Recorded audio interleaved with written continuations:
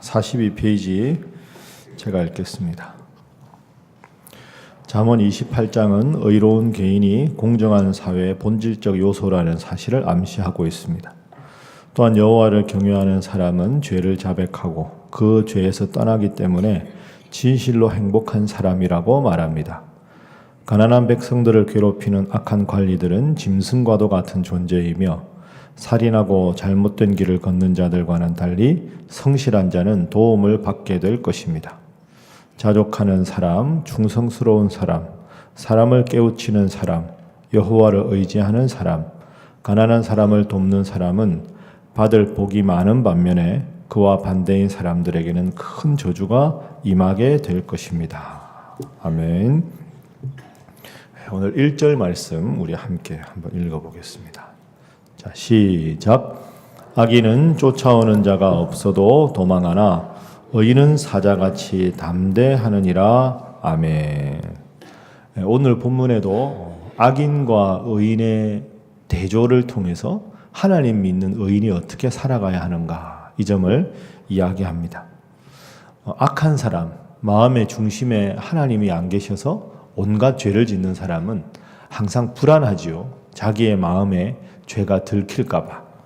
그래서 쫓아오는 자가 없어도 도망을 한다.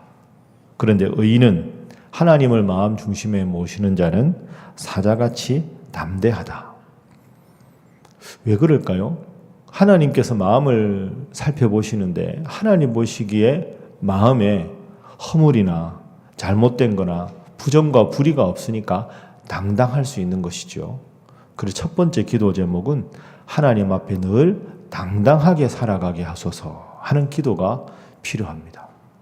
마음에 무언가 잘못된 게 없어야 당당하지요.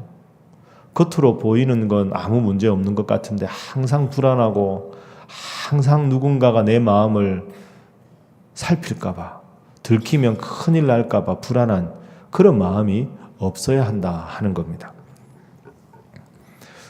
그런 말이 있습니다. 사자가 밀림의 왕이잖아요.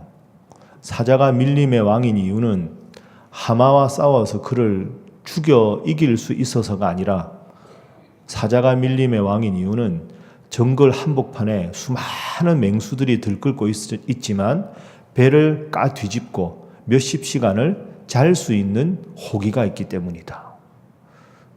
그러니까 사자가 밀림의 왕인 이유는 싸움을 너무너무 잘해서가 아니라 그 어떤 밀림에 다른 맹수들이 있어도 딱 배를 뒤집고 그냥 한낮에 푹 잘 수 있는 정도의 호기가 있기 때문이다.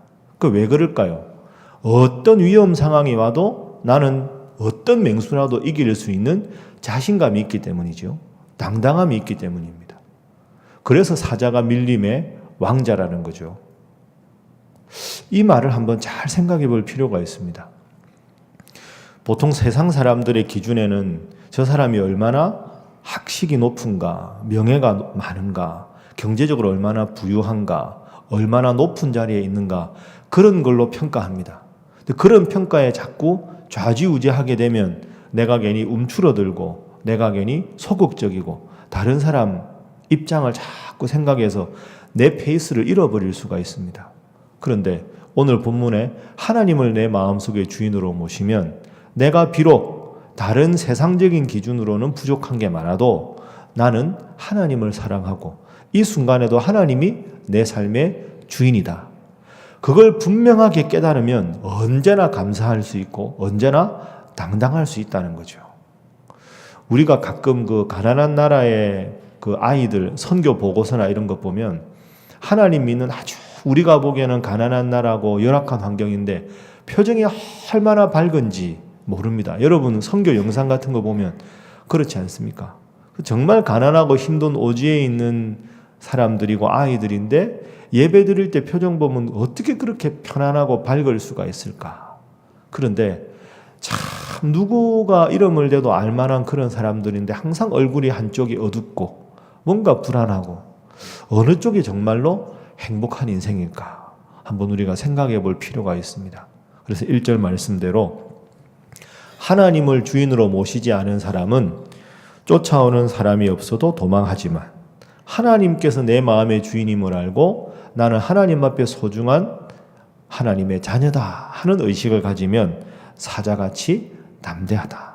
오늘도 이 말씀을 마음속에 새기시고 하나님께서 여러분의 인생의 주관자가 되시기에 그것만으로 감사하고 당당하게 주눅들지 않고 살아가시는 여러분 모두가 되시기를 주님 이름으로 축복합니다.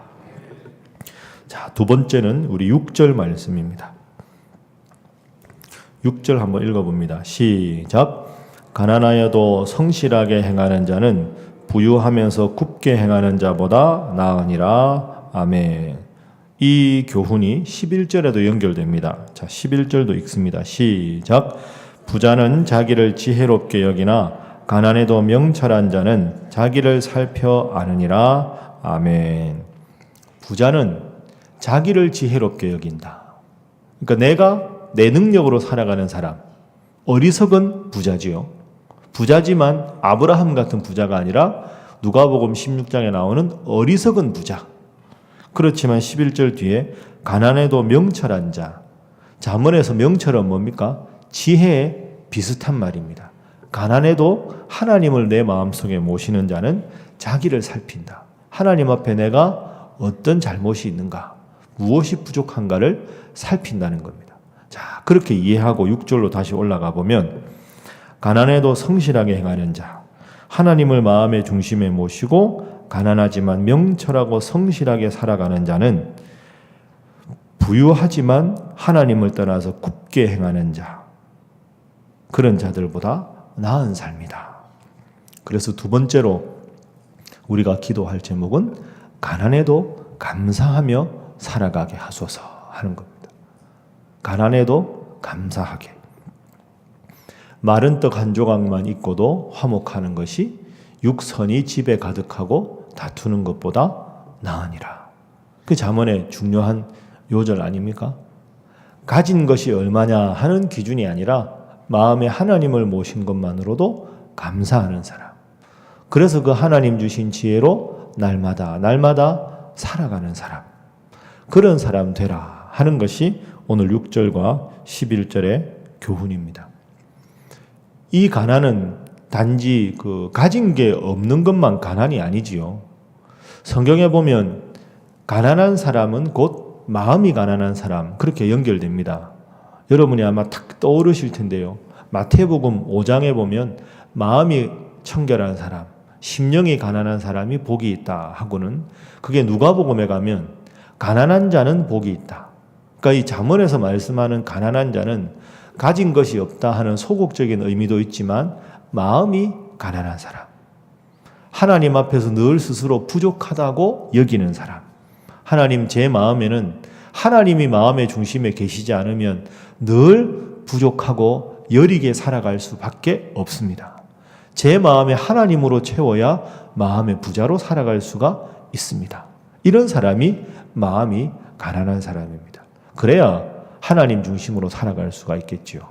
여러분, 가진 것이 많든지 적든지 간에 마음이 가난해서 하나님 한 분만으로 부유한 인생 되시기를 주님 이름으로 축복합니다.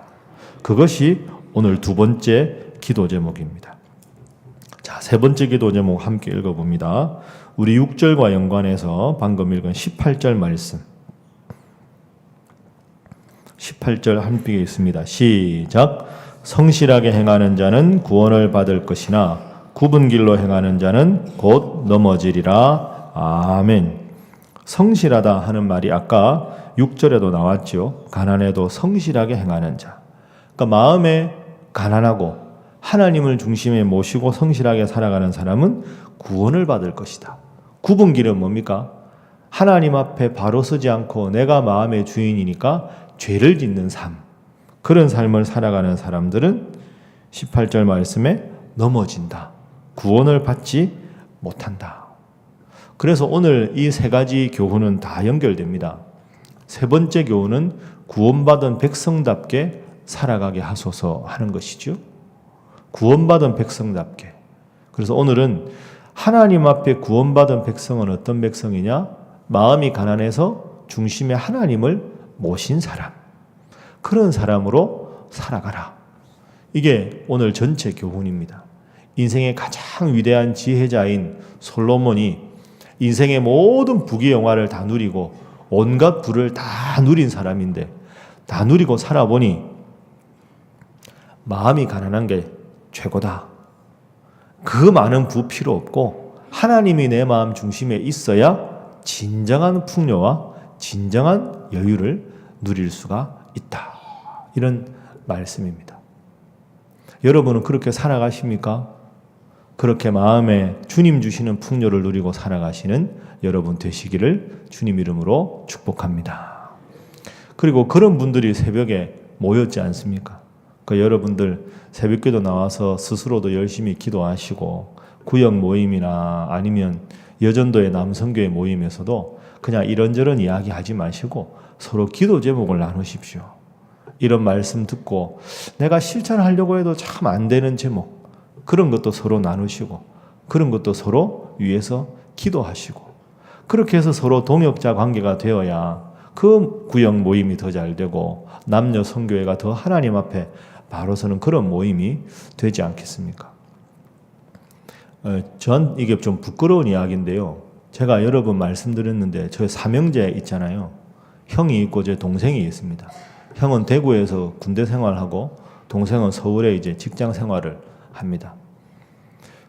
주일날 지나면 제가 집에 전화하면 아버지 어머니가 제 설교를 들으시고 이런저런 말씀도 하시고 수고 많이 했다, 그렇게 말씀하십니다. 월요일날 오전쯤 되면 형하고 동생한테 문자가 옵니다. 이번 주는 형한테 문자가 왔는데 이사야 6장 13절 그루터기 참 좋은 말씀이었습니다. 많이 깨달았네, 그렇게 씁니다. 동생이 밑에 댓글을 달았습니다. 그 이사야 6장 13절 제가 설교한 그 본문을 딱 하고 우리 아이들도 이런 그루터기가 되도록 열심히 기도할게. 형도 기도해줘. 저는 그게 얼마나 고마운지 모릅니다. 사실은 이 가족이 은혜 받기가 제일 힘들잖아요. 저희 형이나 제 동생이나 뭐 자랄 때 티격태격하고 싸운 적도 많을 텐데 제일 가까우니까 제일 잘 아는 사람인데 제일 가까운 사람이 은혜 받기가 제일 힘듭니다. 차라리 모르면 저분 괜찮다 이렇게 볼 수 있는데, 근데 저는 참 어떻게 보면 감사한 거죠. 너무너무 제가 복이 많은 사람입니다. 아버지 어머니가 설교를 들으시고 형하고 동생이 설교를 듣고 피드백을 저한테 이렇게 잘못했다 이런 거 아니고요. 제가 잘못한 게 많겠지만 은혜 받은 말씀을 딱 새겨서 이런 거 참 깨달아서 좋았다. 형도 동생도 그 저한테 참 고맙습니다. 그래서 제가 월요일 지나면서 우리 교회 성도들도 이랬으면 참 좋겠다. 제 설교가 제가 한 설교 가지고 하라는 게 아니라 구역 모이면 수요일 날 그날 잠언 읽으면서 이 말씀이 너무 좋았다. 나는 목요일 날 이 말씀 읽으면서 이 구절이 너무 좋았다. 그러면서 서로 구역 예배 시작하고 아니면 주일날 모였을 때 대화가 그렇게 진행되면 얼마나 교회가 더 은혜롭고 좋아질까. 그러다가 정신없이 바쁘고 여유가 없어서 말씀과 함께 놓고 열심히 기도 못했는데 그런 모임 갔다가 탁 돌아오면서 아차, 내가 요즘 바쁘다고 말씀을 소홀히 여겼구나. 나도 더 열심히 말씀을 읽어야 되겠다. 그렇게 하고 다음 모임에서는 스스로도 발표하고, 그게 선한 자극이 되고 선한 영향력이 돼서 하나님을 더 잘 섬기는 교회가 될 수가 있는 것이지요. 그래서 우리가 오늘은 이 세 가지 말씀, 항상 하나님 앞에 당당하게, 그리고 가난해도 감사하면서 구원받은 백성답게 살아가도록 여러분 스스로도 열심히 기도하시고, 특별히 여러분이 속해 있는 소그룹이 이런 성도들 되게 해달라고 그분들 얼굴을 한 분 한 분 떠올려가면서 기도해서 올 한 해 여러분과 우리 교회가, 그리고 여러분이 속한 소그룹이 더욱더 은혜 안에 성장할 수 있는 한 해가 될 수 있기를 주님 이름으로 축복합니다. 자, 기도하겠습니다. 하나님 앞에서 당당하게 살아가게 하시고, 가진 것이 많지 않아도 마음이 가난하여 하나님 주시는 기쁨과 위로로 살아가게 하시며, 구원받은 백성답게 늘 주님 생각하며 주님 묵상하며 살아가게 하여 주옵소서.